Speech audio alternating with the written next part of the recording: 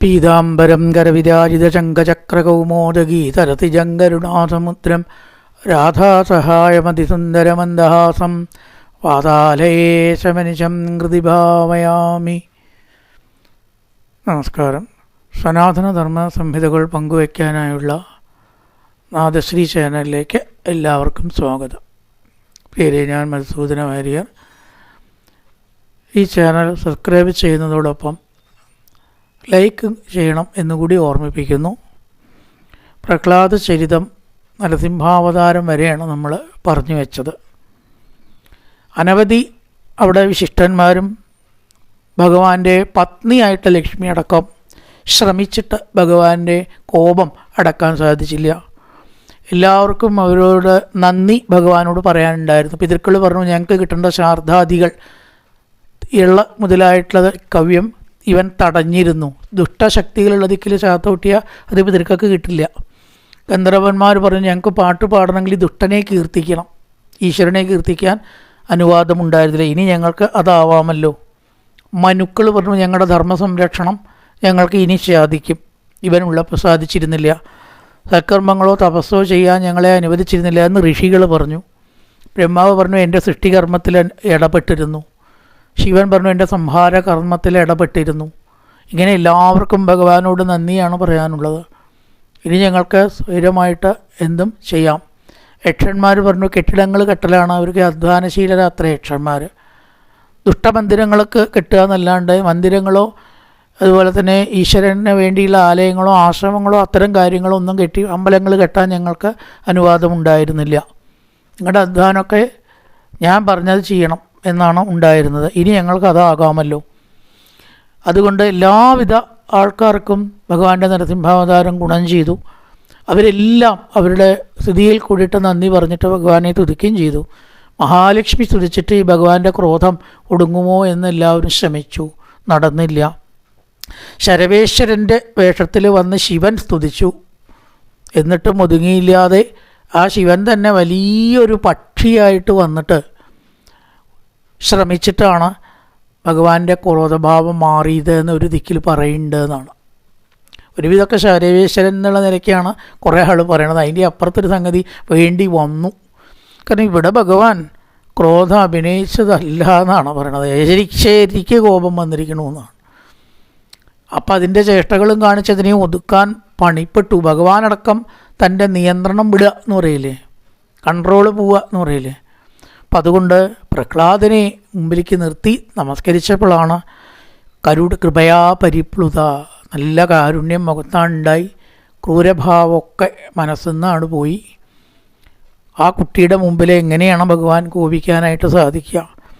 പറയണ ബ്രഹ്മാദയസ്തുരഗണാമനയോധസിദ്ധാതത്തേകനമതയോ വചസാംബ്രവാഹി നാരാതിഥം ദുർഗുണേരദിനാഭിപ്രോക്യം തൊട്ടുമർഹതി സമേ ഹരിരുഗ്രജാതേ. ഉഗ്രജാതിയായിരിക്കുന്ന അസുരൻ വംശത്തിൽ ജനിച്ചതും അതുപോലെ തന്നെ വിശേഷിച്ച പ്രായം എനിക്കധികമില്ല, 5 വയസ്സ് പ്രായം. അറിവുണ്ടോ ചോദിച്ചാൽ അതുമില്ല. എല്ലാം കൊണ്ടും താണ ഞാൻ എങ്ങനെയാണ് സർവേശ്വര? ബ്രഹ്മാദി ദേവന്മാരൊക്കെ അങ്ങേ തുതിച്ചിട്ട് ആ സ്തുതി പൂർത്തിയായില്ല എന്നാണല്ലോ അങ്ങേ കോപം അടക്കാത്തത് കൊണ്ട് കാണിക്കുന്നത്. അപ്പം ഞാൻ തുതിച്ചാൽ അത് കേമാവും എന്ന് ഏത് നിലയ്ക്കും അങ്ങനെ വരില്ല.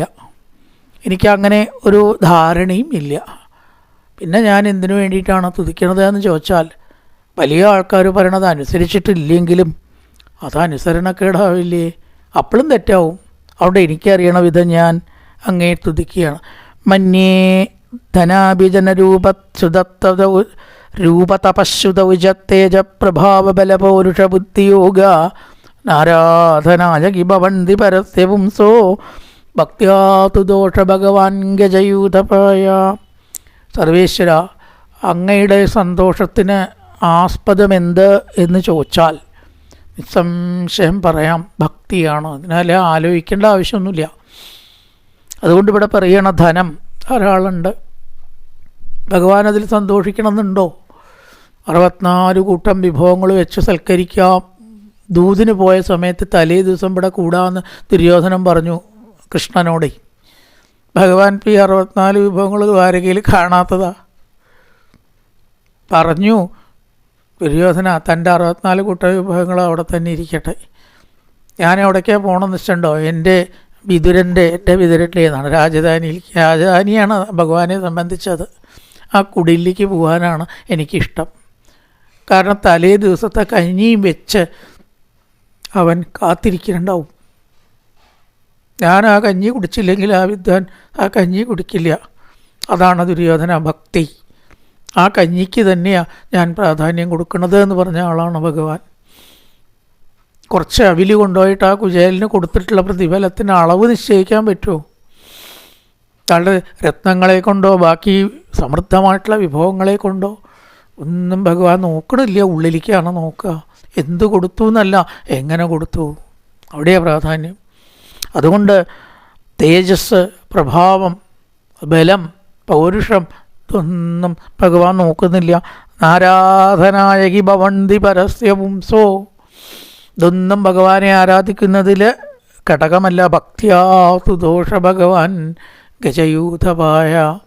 ആ ഗജയൂഥവനായിരിക്കുന്ന ഗജേന്ദ്രൻ നാരായണാഖില ഗുരോ ഭഗവൻ നമസ്തേ എന്ന് പറഞ്ഞ് സമർപ്പിച്ചതായിട്ടുള്ള താമരപ്പൂവ് ഭഗവാൻ സ്വീകരിച്ചിട്ടല്ലേ മുതലേ കൊന്ന് ആനയെ രക്ഷിച്ചത്. ഇത് വരാൻ പോണ കാര്യമാണ് കേട്ടോ. കഥയപ്രകാരം ഗജേന്ദ്രമോക്ഷം വരാൻ പോണേ ഉള്ളൂ. പുരാണങ്ങളിലൊക്കെ ചിലപ്പോൾ ഈ വരാൻ പോണതൊക്കെ അതിന് മുമ്പേ പറഞ്ഞു എന്നൊക്കെ വരും. അപ്പോൾ അതെങ്ങനെയാണ് പ്രഹ്ലാദൻ അറിഞ്ഞതെന്നൊക്കെ ചോദിച്ചാൽ കഥ മുമ്പുണ്ടായതാവും എന്നർത്ഥം. പ്രഹ്ലാദൻ്റെ കഥയ്ക്ക് മുമ്പേ ഉണ്ടായതാവണം അത്. പറയണത് പ്രഹ്ലാദൻ്റെ കഥയ്ക്ക് ശേഷമാണെന്നേ ഉള്ളൂ പറയണത്. ഉണ്ടായത് ഈ പ്രഹ്ലാദൻ ഉണ്ടായതിൻ്റെ മുമ്പേ ഗജേന്ദ്രമോക്ഷം കഥ ഉണ്ടായിട്ടുണ്ടാവാം, അല്ലാണ്ടത് പറയില്ലല്ലോ. അപ്പം അത് തമോ ഗുണപ്രധാനിയായിട്ടുള്ളൊരു ജീവിയാണ് ആന. ആനയുടെ നേരെ പ്രസാദിച്ചു, ജഡായുവിൻ്റെ നേരെ പ്രസാദിച്ചു, ഹനുമാൻ്റെ നേരെ പ്രസാദിച്ചു, അധികം കുലമഹിമയില്ലാത്ത ശബരിയുടെ നേരെ പ്രസാദിച്ചു, ഗോപത്രികളുടെ നേരെ പ്രസാദിച്ചു. ഭക്തി മാത്രമേ ഭഗവാൻ നോക്കുന്നുള്ളൂ. വേണം വിപ്രാപ്തി ഷഡ്ഗുണയുധാരവിന്ദ നാഭപാദാരവിന്ദ വിമുഖാച്ചൊപചംബരിഷ്ടം. ബ്രാഹ്മണന് 30 ഗുണം പറയുന്നുണ്ട്.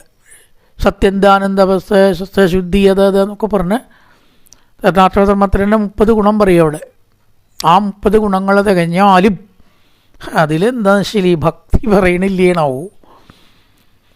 ആ ഭക്തി എന്താ അവിടെ പറയാന്ന് ചോദിച്ചാൽ ശരി, ഈ ഭക്തി ഇല്ലെങ്കിൽ ഇപ്പം അതിൽ പറഞ്ഞാലും ശരി, ആ ഭക്തി ഇല്ലെങ്കിൽ ബാക്കി 29 ഗുണം ഉണ്ടായിട്ടും കാര്യമില്ല. അതല്ല, അതിൽ ഭക്തി പറഞ്ഞിട്ടില്ലെങ്കിൽ 30 ഉണ്ടായിട്ടും കാര്യമില്ല. അവൻ ശോപചനേക്കാൾ താഴെയാണ്. ശ്വാവിനെ പാകം ചെയ്ത് കഴിക്കണ ആളേക്കാൾ താഴെയാണ് ഭക്തിയില്ലാത്ത ബ്രാഹ്മണൻ എന്ന് പറയുകയാണ്. അവിടെ വ്യക്തമാണ്. ഭഗവാൻ സമുദായം കൊണ്ടോ ബ്രാഹ്മണൻ എന്ന് നമ്മൾ ഉദ്ദേശിക്കുന്നത് കൊണ്ട് അവിടെ ബ്രാഹ്മണൻ സാമുദായികമാവാം.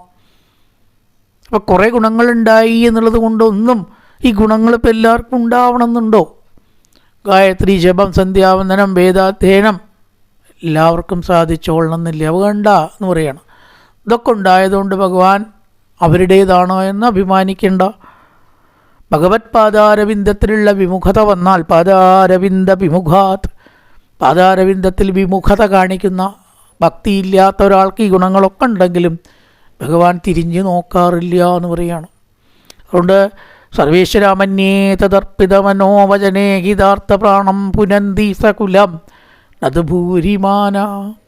ഭക്തിയോട് കൂടിയിട്ടുള്ളതായിരിക്കുന്ന ഒരു ഭക്തൻ വളരെയധികം ഗുണങ്ങളില്ലെങ്കിലും ഈ ലോകത്തെ ശുദ്ധമാക്കുന്നു. അവനൊരു ദിക്കിലാണുണ്ടായാൽ എത്രയോ ചുറ്റുപാട് അവൻ ശുദ്ധാക്കും.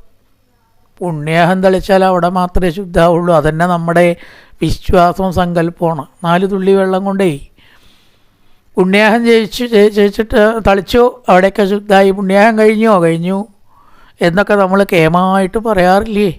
ഈ 4 വെള്ളത്തുള്ളികളെ കൊണ്ട് എന്തുണ്ടാവാനാ? അത് തളിച്ച് കുറച്ച് കഴിഞ്ഞാൽ ഉണങ്ങിപ്പോകുന്നല്ലാണ്ട് വല്ലതും ഉണ്ടാവുമോ? അവിടെ ഇവിടെ പറയണം, ഭഗവാന്റെ കഥകൾ കേട്ടിട്ട് 2 തുള്ളി കണ്ണുനീര് വീഴ്ത്താനായിട്ട് സാധിച്ചാൽ അതല്ലേ യഥാർത്ഥ പുണ്യാഹം. അതിനുള്ള മഹത്വം ഈ ലോകത്തിൽ വേറെ എന്തിനാണുള്ളത്? പഠിപ്പിനുണ്ടോ, തപസ്സിനുണ്ടോ? ഒന്നുമില്ല കുട്ടികളെ. അപ്പോൾ പറയണം, ഭക്തി തന്നെയാണ് ഏറ്റവും വലിയ പുണ്യാഹം. അകത്തേക്ക് കഴിക്കാവുന്ന ഏറ്റവും നല്ല ശുദ്ധി കിട്ടാനുള്ള മാർഗം ഈ ഭക്തിയാണ് എന്നാണ്. അല്ലാത്തതായിട്ടുള്ള എല്ലാ ഗുണങ്ങളും തികഞ്ഞ ബ്രാഹ്മണൻ ഈ ലോകത്തെ ശുദ്ധീകരിക്കുന്നില്ല. നൈവാത്മന പ്രഭുരയം നിജലാഭപൂർണോ മാനം ജനാദപിതുഷക്കരുണോ വൃണീതേ യജ്ഞനോ ഭഗവതേ വിദധീതിമാനം തച്ചാത്മനെ പ്രതിമുഖർത്തിയതാമുഖശ്രീ. സർവേശ്വരനെ ഭജിക്കുന്നത് കൊണ്ട് ഒരു ജീവന് കിട്ടുന്നതായിട്ടുള്ള സുഖം ഈ ലോകത്തിൽ വേറെ എന്ത് കർമ്മങ്ങൾ നമ്മൾ ചെയ്താലും കിട്ടില്ല. അപ്പോൾ എന്തിനു വേണ്ടിയിട്ടാണ് ഭഗവാനെ നമ്മൾ ഭജിക്കണത്? നമ്മുടെ പൂർണ്ണതയ്ക്ക് വേണ്ടിയിട്ട്. ഭഗവാൻ ഒരുപാട് സംഗതികൾ നമുക്ക് കൊട്ടകോരി തരും എന്ന് വിചാരിച്ചിട്ടല്ല. ഭഗവാനെ ഭജിച്ചു, നിങ്ങൾക്ക് എന്തുണ്ടായി? നിങ്ങൾ ഭാഗവതം എടുത്തിട്ട് ഇത്ര കാലം എന്ത് സമ്പാദിച്ചു? ചിലരെന്നോടൊക്കെ ചോദിച്ചിട്ടുണ്ട്, ഈ ഭാഗവതം കൊണ്ടപ്പോൾ നിങ്ങൾ എന്ത് നേടി? കാര്യമായിട്ട് പണം ബാങ്ക് ബാലൻസ് സമ്പാദിച്ചിട്ടില്ല എന്നുള്ള നിലയ്ക്കാണ് അവർ പറയണത്. പക്ഷെ ഒന്ന് ഞാൻ പറയാറുണ്ട്, ഈ സമ്പാദിച്ചവരുടെ കാര്യങ്ങളൊക്കെ ശാശ്വതമല്ല എന്ന അറിവ് ഞാൻ നേടിയിട്ടുണ്ട്. അതെനിക്ക് പറയാം വേണമെങ്കിൽ. ഇതൊക്കെ ഉണ്ടല്ലോ, അവർക്ക് ഇവിടെ ഇട്ട് പോകാനേ പറ്റൂ. നമുക്കതില്ല എന്ന് വെച്ചതുകൊണ്ട് അങ്ങോട്ട് കൊണ്ടുപോകാൻ പറ്റില്ല, കൊണ്ടുപോകേണ്ട ആവശ്യമില്ല. ഇട്ട് പോകുന്ന ദുഃഖം ഉണ്ടാവില്ല. നമുക്ക് ഉണ്ടെങ്കിലല്ലേ ഇട്ട് പോയി ദുഃഖം ഉണ്ടാവും. അപ്പോൾ ആർക്കാ ദുഃഖം അധികം ഉണ്ടാവുക? ഇതൊക്കെ വിട്ടുപോകേണ്ടവർക്കാണ്, സംശയമൊന്നുമില്ല ഇല്ലേ? ബാങ്ക് പാസ്ബുക്കും ബാക്കി കാര്യങ്ങളും മറ്റതൊക്കെ ഇവിടെ ഇട്ട് പോകണ്ടേന്ന് വിചാരിക്കുമ്പോൾ അവർക്കാണ് ദുഃഖം ഉണ്ടാവുക. നമുക്കൊന്നും നഷ്ടപ്പെടാനില്ല. അത് നേടി, അതന്നെയാണ് നേടേണ്ടതും എന്നാണ് ഇവിടെയും പറയണത്. മഹാനഞ്ജനാദപിതുഷക്കരുണോ വൃണീതേ. സർവേശ്വരനായിരിക്കുന്ന ഭഗവാന്റെ ആ ഒരു കാരുണ്യം ഉണ്ടായാൽ, ഈ ഒരു അറിവ് നമുക്കുണ്ടായാൽ, എന്തില്ലെങ്കിൽ പിന്നെ എന്തിനാ ദുഃഖിക്കണം? എന്തുണ്ടായിട്ട് നമുക്ക് എന്തിനാ സന്തോഷിക്കണം? നമ്മളൊക്കെ ഇവിടെ വന്നത് ഈ ശരീരം കൊണ്ടാണ്. ആ ശരീരം പോലും കൊണ്ടുപോകാൻ പറ്റില്ല. അത് ഇവിടെ അടക്കട്ട് പോകണം. ചത്തുപോകുന്ന നേരം വസ്ത്രം അതുപോലും കൊണ്ടുപോകാൻ ഒത്തിട ഒരുത്തർക്കും. അതിന് വേണ്ടിയാണ് ഇപ്പോൾ ഈ പാടുപെടണത്.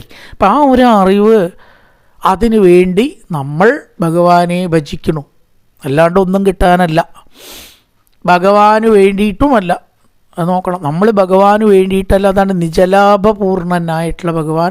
സ്വയം സംതൃപ്തനും സന്തുഷ്ടനും പൂർണ്ണനും ആണ്. നമ്മൾ പൂജിക്കുന്നതോ 4 തുള്ളി വെള്ളമോ കുറച്ച് പുഷ്പമോ ഭഗവാന് ആവശ്യമില്ല. ഇതൊന്നും ഭഗവാന് ആവശ്യമില്ല. ക്ഷേത്രമാണ് അടച്ചിട്ട ഭഗവാന്റെ കാര്യമല്ല കഷ്ടമാവണത്. ചിലത് നമ്മൾ പറയില്ലേ, ആ ഭഗവാന്റെ കാര്യം കഷ്ടമായിട്ടോ എന്ന്. ഒരു അമ്പലം അടച്ചിട്ട ഭഗവാന്റെ കാര്യം കഷ്ടമാവുക, അതിൻ്റെ ചുറ്റും ജീവിക്കുന്നവരുടെ കാര്യമാണ് കഷ്ടമാവുക. ഭഗവാൻ ഒരു കഷ്ടമില്ല. ഉണ്ടോ? പൂജ മുടക്കി അമ്പലം അടച്ചിട്ട് വെച്ചുകൊണ്ട് ഭഗവാനെ ഒരു കുറവുമില്ല അപ്പോഴും. പക്ഷേ ചിത്തഭ്രമം ഉണ്ടാവുക, തമ്മിത്തല്ലുണ്ടാവുക, ആക്സിഡൻ്റ് ഉണ്ടാവുക, ദാരിദ്ര്യം ഉണ്ടാവുക, മക്കളില്ലായ്മ ഉണ്ടാവുക, അതൊക്കെ ആർക്കറിയോ? ചുറ്റും ജീവിക്കുന്നവർക്ക്. അതുകൊണ്ട് ഒരു അമ്പലം നേരെ കൊണ്ടു നടത്തേണ്ടത് അവിടുത്തെ ജനങ്ങളുടെ ആവശ്യമാണ്, ഭഗവാന്റെ ആവശ്യമൊന്നുമല്ല. ആണ് നിജലാഭപൂർണനായിരിക്കുന്ന ഭഗവാനെ നമ്മൾ ഭജിക്കണത് നമുക്ക് പൂർണ്ണത കിട്ടാൻ വേണ്ടിയിട്ടാണ്. ഭഗവാന്റെ അമ്പലം നന്നാക്കിയാൽ നമ്മുടെ വീട് നന്നായ ബലമായി. ഭഗവാൻ നിവേദ്യം കഴിച്ചാൽ നമ്മുടെ വയറ് നിറഞ്ഞു. ഭഗവാന് അലങ്കാരം ചേർത്തിയാൽ നമ്മുടെ വീട്, നമ്മുടെ ജീവിതം അലങ്കൃതമായി. ഭഗവാന് വിളക്ക് കത്തിച്ചാൽ നമ്മുടെ ജീവിതത്തിൽ വെളിച്ചമുണ്ടാവും. ഇതൊക്കെ നമുക്ക് വേണ്ടിയിട്ടാണ് ചെയ്യണത്. യഥാമുഖശ്രീ. കണ്ണാടി നോക്കിയിട്ട് പൊട്ടിൻ്റെ സ്ഥാനം മാറിയാൽ അവിടെ തേച്ച് മാച്ചിട്ട് കാര്യമുണ്ടോ? കണ്ണാടിയിൽ നമ്മുടെ നെറ്റിയിലാണ് തിരുത്തൽ വേണ്ടത് അല്ലേ? നെറ്റിയിൽ തിരുത്തിയ പ്രതിബിംബം തന്നെ തിരുത്തപ്പെടും. അതുപോലെ ഈശ്വരഭാവത്തിൽ വർത്തിക്കുന്ന ഒരാളുടെ സുഖം, ഈശ്വരനിൽ നിന്ന് കിട്ടുന്ന സുഖം അതുകൊണ്ടേ കിട്ടൂ. പുറത്തേക്ക് നമ്മൾ എത്ര നന്നാക്കിയിട്ടും കാര്യമില്ല. പക്ഷേ ഈ കണ്ണാടിയിൽ ഇങ്ങനെ മായ്ക്കണ ആൾക്കാരാണ് ലോകത്തിലെ അധികവും. ഏതർത്ഥത്തിൽ? നല്ല കാറ് വാങ്ങും, നല്ല ബംഗ്ലാവ് വാങ്ങും, കൊല്ലം കാറ് മാറ്റണവരുണ്ട് ഇല്ലേ? ഈ വീടിന് വേണ്ടിയിട്ടും നല്ല വേഷം കെട്ടിയിട്ടും സ്വർണ്ണാഭരണങ്ങൾ അണിഞ്ഞിട്ടും നമ്മൾ നന്നാക്കി നോക്കും. വല്ല സംതൃപ്തിയും കിട്ടണുണ്ടോ മനസ്സിന്? അതെന്താ കാരണം? എവിടെയാണ് അലങ്കരിക്കപ്പെടേണ്ടത് അവിടെ അലങ്കാരം കൊടുക്കണില്ല. അതന്നെ ഈശ്വരഭാവത്തിൽ വർത്തിക്കുന്ന ഒരാൾക്ക് ഇതൊന്നും ഇല്ലെങ്കിലും സന്തോഷിക്കാൻ കഴിയും. അവിടെയാണ് നമുക്ക് അറിവുണ്ടാവേണ്ടത് എന്ന് പറയുകയാണ്.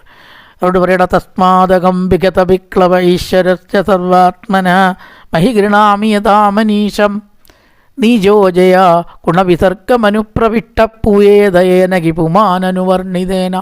അതുകൊണ്ട് സർവേശ്വര അങ്ങയെ ഭജിക്കുന്നത് എങ്ങനെയാണ്? മറ്റുള്ളവർ പൂർവികന്മാർ അറിവുള്ളവർ ഭജിക്കുന്നത് പോലെ അനുവർണിതേന, അങ്ങനെ വർണ്ണിച്ചതായിട്ടുള്ള രീതിയിൽ എനിക്കാവുന്ന വിധം ഞാനും അങ്ങയെ വർണ്ണിക്കണമെന്ന് പറയണം. അടുത്ത ശ്ലോകത്തിൽ പറഞ്ഞു മുഴുവനെ ചെല്ലണില്ല. ക്ഷേമായ ഭൂതയ ഉദാത്മസുഖായ ചാർച്ച വിക്രീഡിതാം ഭഗവതോരുചിരാവതാരൈ. ഈ അവതാരങ്ങളൊക്കെ സ്വന്തം ഒരു സുഖത്തിന് ഭഗവാന് വേണ്ടി ചെയ്യുന്നു, അതേ സമയത്ത് ലോകത്തിന് ഉപകാരമായിട്ടും തീരണു. അവനവൻ ആത്മസുഖത്തിനാചരിക്കുന്നവ അപരന്നു സുഖത്തിനായി വരേണം. ആദ്യം കാണിച്ചു കൊടുത്തത് ആരറിയോ? ഭഗവാനാ. പിന്നെ മറ്റുള്ളവരൊക്കെ പാടി അത് ഏറ്റുപാടി. ഈ അവതാരം ഭഗവാനൊരു വിനോദമാണ്, അതേ സമയത്ത് ലോകത്തിന് ഉപകാരമാണ്. നമ്മൾ നേരം പോക്കിന് ചെയ്യണത് ഇടയ്ക്ക് മറ്റുള്ളവർക്ക് ഉപദ്രവത്തിനാവും ഇല്ലേ? ഉറക്ക പാട്ട് വയ്ക്കുക, മറ്റുള്ളവർക്ക് ശല്യം ഉണ്ടാക്കുക, അതൊക്കെ വെച്ചാൽ പോരെ. എന്തിനായി ഉറക്ക? അപ്പോൾ മറ്റുള്ളവരുടെ ഉപദ്രവം അറിയാതെ സുഖിക്കണവരാണ് നമ്മൾ. നമ്മുടെ സുഖം മാത്രം നോക്കുന്നവർ. പടക്കം പൊട്ടിക്കുക അല്ലേ? വിവാഹ വാർഷികത്തിനും പിറന്നാളിനും പടക്കം പൊട്ടിച്ചിട്ടും ഉറക്ക പാട്ട് വെച്ചിട്ടും മറ്റുള്ളവർക്ക് ശല്യം ഉണ്ടാക്കിയിട്ടും എന്തൊക്കെ കാര്യങ്ങൾ നമ്മൾ ചെയ്യണു. ഭക്തി വിഷയം അടക്കം അങ്ങനെ അമ്പലത്തിൽ ഇത്ര ഉറക്ക പാട്ട് വയ്ക്കേണ്ട ആവശ്യമുണ്ടോ? സത്യത്തിൽ അമ്പലം കൂടി തുറന്നിട്ടുണ്ടാവില്ല, അപ്പോഴേക്ക് പാട്ട് അവിടെ വെക്കണം. കേരളത്തിൽ കൃത്യമായി നടക്കുന്ന ഒരു കാര്യം. അപ്പം അത് വല്ല കാര്യവും ഇതിലുണ്ടോയെന്നൊന്നും ആലോചിച്ച് നോക്കൂ. ഞാൻ പറയാച്ച ഒരു കാര്യമില്ല. അവിടെ എന്താ പാടണമെന്നും കൂടി നമ്മൾ കേൾക്കില്ല. ഒരു ശബ്ദം ഇങ്ങനെ ചെവി കൂടെ കേൾക്കുന്നല്ലാണ്ട് അമ്പലം തുറന്നിട്ടുണ്ടാവില്ലേ? എന്നാൽ കോട്ടെ. അത് ശല്യമാണ്, വലുതായിട്ടുള്ള ശബ്ദം ശല്യം തന്നെയാണ്. നമ്മുടെ ക്ഷേത്രത്തിൽ പാട്ടുണ്ടായിരുന്നു പണ്ട്. ഇതൊക്കെ പിന്നല്ലേ വന്നുകൂടിയത്. ഇത് ആവശ്യമില്ലാത്തൊരു സംഗതിയാണ് സത്യത്തിൽ. ആവശ്യമുള്ളത് നടക്കട്ടെ, എന്നിട്ടല്ലേ. ആവശ്യമില്ലാത്ത എന്താ ആവശ്യം? അപ്പോൾ മറ്റുള്ളവരുടെ ഉപദ്രവം ഉറക്കം ഉള്ളവർക്കും പണിയെടുത്ത് രാവിലെ ഉറങ്ങണവർക്കും ഒക്കെ ശല്യമാണത്. എന്തിനു വേണ്ടിയിട്ട്? ആ സമയത്ത് നമ്മുടെ സന്തോഷത്തിന് വേണ്ടി ഉച്ചഭാഷിണി വെച്ച് ഉപദ്രവിക്കുക, അതല്ല ചെയ്യേണ്ടത്. നേരെ മറിച്ച് അവനവൻ്റെ സുഖത്തിന് ആചരിക്കുന്നവ ലോകോപകാരപ്രദാവണം. അതാണ് അവതാരങ്ങളെ കൊണ്ട് ഭഗവാൻ കാണിച്ചത്. അപ്പോൾ പറയണ തത്യച്ചമന്യും അസുരച്ച കഥത്വയ അത്യാകഥ, അതായത് അസുര അതാ. ഇപ്പോൾ ഈ അസുരൻ അച്ഛൻ വധിക്കപ്പെട്ടു. അതുകൊണ്ട് അങ്ങിപ്പോൾ എന്ത് ചെയ്യണം? ഈ രൂപത്തെ ഒന്ന് ഉപസംഹരിക്കണം. കാര്യം കഴിഞ്ഞില്ലേ ഭഗവാനെ? ഇനിയും ഈ ഘോരസ്വരൂപം എന്തിനു വേണ്ടിയാണ് നിലനിർത്തുന്നത് എന്ന് ചോദിക്കുകയാണ്. നരസിംഹവിഭയായ ജനാസ്മരന്തി. ഈ ഒരു രൂപത്തെ ജനങ്ങൾ എല്ലാവിധ ഭയവും ഇല്ലാതാവാൻ സ്മരിക്കുന്നു. നരസിംഹരൂപത്തെ സ്മരിച്ചവർക്ക് പിന്നെ ഒന്നിൻ്റെയും ഭയം ഉണ്ടാവില്ല. നാഹം ബിജിതേതി ഭയാനകാശ്ചിക്വാർക്ക നേത്രഭൃഗുടീരപസോഗ്രദംഷ്ട്രാൻ ആന്ധ്രസ്ഥചക്ഷടചകേസരശങ്കുകർണാനിക്രാത ഭീതദിഗിബാത് അരിഭിന്നഗ്രാത്. ഈ ഭയങ്കരമായിട്ടുള്ള ദംഷ്ട്രകൾ, വലിഞ്ഞു കയറുന്നതായിട്ടുള്ള കവിളുകൾ, ചുളിവുകൾ, കുഞ്ചിരോമങ്ങൾ, ദംഷ്ടൊന്നും എന്നെ ഭയപ്പെടുത്തുന്നില്ല. നഖങ്ങൾ, പുറത്തേക്ക് കാണുന്ന നാവ്, ഇതിനേക്കാൾ ഭയാനകമായിട്ടുള്ളൊരു കാര്യം ഉണ്ട് സർവേശ്വര. അതെന്താണ്? ത്രസ്തോസ്മ്യഹം കൃപണവത്സല ദുസ്സഗോഗ്രസംസാര ചക്രകഥനാൻ കസതാം പ്രണീത. ഈ സംസാരമാകുന്ന ചക്രത്തിലങ്ങനെ കുടുങ്ങിയിട്ട് ജനങ്ങൾ കഷ്ടപ്പെടുന്ന കഷ്ടപ്പാട് ആലോചിച്ചാണ്ടല്ലോ. ആ ഒരു സംസാരത്തെക്കുറിച്ചുള്ള ഭയം ആണ് എനിക്ക് ഏറ്റവും കൂടുതലായിട്ടുള്ളത്. ബദ്ധർമ്മ വിരുഷത്തമതേങ്ക്രിമൂലം. വല്ലാത്തൊരു ചക്രത്തിൽ അങ്ങനെ കുടുങ്ങിയിരിക്കുകയാണ് ഇവരെ ആൾക്കാർ. എന്നിട്ട് ഇങ്ങനെ തിരിയാതിന്ന് പുറത്ത് വരാൻ നിവൃത്തിയില്ലാതെ. അതിനെ ഒന്നങ്ങനെ വർണ്ണിക്കുകയാണ്. യത്മാപ്രിയ അപ്രിയ വിയോഗ സയോഗ ജന്മ ശോകാഗ്നിനാഥകലയോനിഷുദക്യമാന. പ്രിയം ഉണ്ടാവുന്ന സമയത്ത് സുഖം ഉണ്ടാവുക. പ്രിയാപ്രിയ വിയോഗം, പ്രിയം വിയോഗം എന്നുള്ളതുകൊണ്ട് എടുക്കുക. പ്രിയം ഉണ്ടാവുന്ന ആ സമയത്ത് സുഖം ഉണ്ടാവുമ്പോൾ സന്തോഷിക്കും. അപ്രിയം എന്നുള്ളിടത്ത് വിയോഗം. പ്രിയാപ്രിയ വിയോഗ സയോഗ ജന്മ. അപ്രിയം വന്നുകൂടും ചിലപ്പോൾ. അപ്പോൾ എന്താണോ നമ്മൾ ആഗ്രഹിക്കാത്തത് അത് ചിലപ്പോൾ വന്നുകൂടും, ചിലപ്പോൾ ആഗ്രഹിക്കുന്നത് വന്നുകൂടും. അതാണ് പ്രിയാപ്രിയ വിയോഗം. വിയോഗ സയോഗ ജന്മ.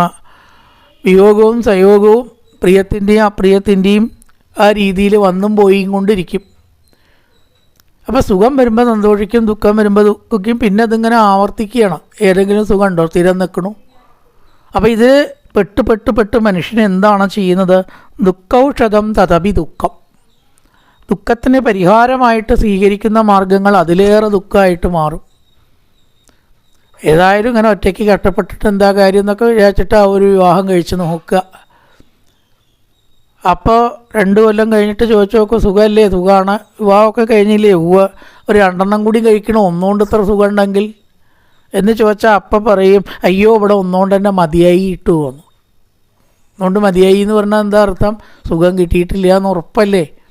അപ്പോൾ സുഖം കാക്ഷിച്ച് ചെയ്യുന്ന കർമ്മം അതിലേറെ ദുഃഖപ്രദമായിട്ടാണ് മാറുന്നത്.